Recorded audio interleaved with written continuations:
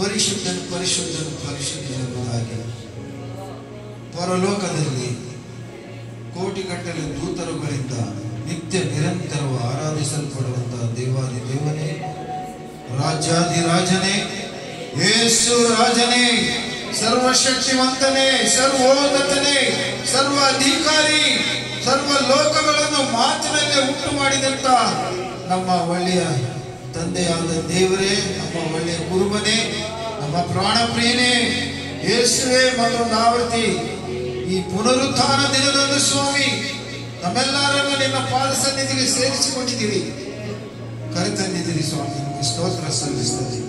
ಈ ಒಂದು ಆರಾಧನೆಯನ್ನು ಆರಂಭದಿಂದ ಇಲ್ಲಿಯವರೆಗೂ ನಡೆಸಿಕೊಂಡು ಬಂದಿದ್ದೀರಿ ಸ್ವಾಮಿ. ಕೇವಲ ನಿಮಗೆ ಮಾತ್ರ ಮಹಿಮೆ ಹೊಂದಿಕೊಳ್ಳುವಂತೆ ಆರಾಧನೆ ನಾವು ಮಾಡ್ತಾ ಇದ್ದೀವಿ ತಂದೆ. ಸ್ತೋತ್ರ.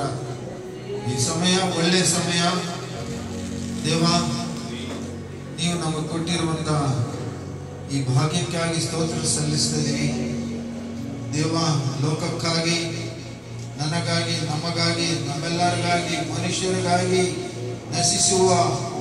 ನಶಿಸಿ ಹೋಗುವ ಆತ್ಮಗಳಿಗೆ ರಕ್ಷಣೆಗಾಗಿ ಪರಲೋಕವನ್ನು ಬಿಟ್ಟು ಭೂಲೋಕಕ್ಕೆ ನೀವು ಬಂದಿದ್ದೀರಿ ಸ್ವಾಮಿ. ನಮ್ಮನ್ನು ಪ್ರೀತಿಸಿ ಬಂದಿದ್ದೀರಿ.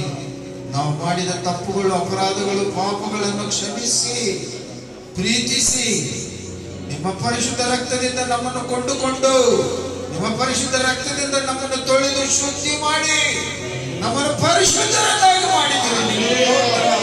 ಸ್ತೋತ್ರ ಸ್ತೋತ್ರ ಸ್ತೋತ್ರ ಸ್ತೋತ್ರ ಸ್ತೋತ್ರ ಸ್ತೋತ್ರ ಯೇಸುವೇ, ಸ್ತೋತ್ರ ಸ್ತೋತ್ರ ಸ್ತೋತ್ರ ಸ್ತೋತ್ರ. ಪರಿಶುದ್ಧನಾದ ದೇವರೇ, ಅಪ್ಪ, ನಾವು ತಪ್ಪುಗಳು ಮಾಡಿದೀವಿ, ಅಪರಾಧಗಳು ಮಾಡಿದೀವಿ, ಪಾಪಗಳನ್ನು ಮಾಡಿದೀವಿ. ನಮ್ಮ ಅಂಗಾಂಗಗಳು, ನಮ್ಮ ಆಲೋಚನೆಗಳು ತಪ್ಪಿ ಹೋದವು ಸ್ವಾಮಿ.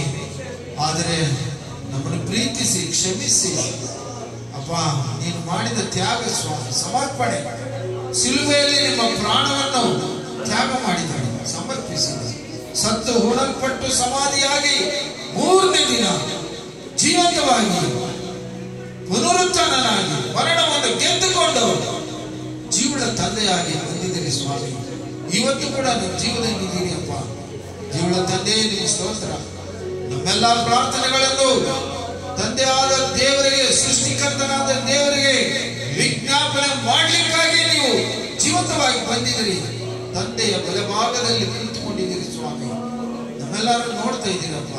ನಮ್ಮೆಲ್ಲ ಪ್ರಾರ್ಥನೆಗಳನ್ನು ನೀವು ಕೇಳಿಸ್ಕೊಳ್ತಾ ಇದ್ದೀರಿ ಸ್ವಾಮಿ. ದೇವರಿಗೆ ಅರ್ಪಿಸಿಕೊಳ್ತಾ ಇದ್ದೀರಪ್ಪ. ಸ್ವತಂತ್ರವನ್ನು ಕೊಡಿಸ್ತಾ ಇದ್ದೀರಿ ಸ್ವಾಮಿ. ನಮ್ಮನ್ನು ಕಾಪಾಡುವ ದೇವರೇ, ಕರುಣಿಸುವ ದೇವರೇ, ನಿಮ್ಮ ಸ್ತೋತ್ರ ಸಲ್ಲಿಸ್ತದೆ ಯೇಸುವೇ.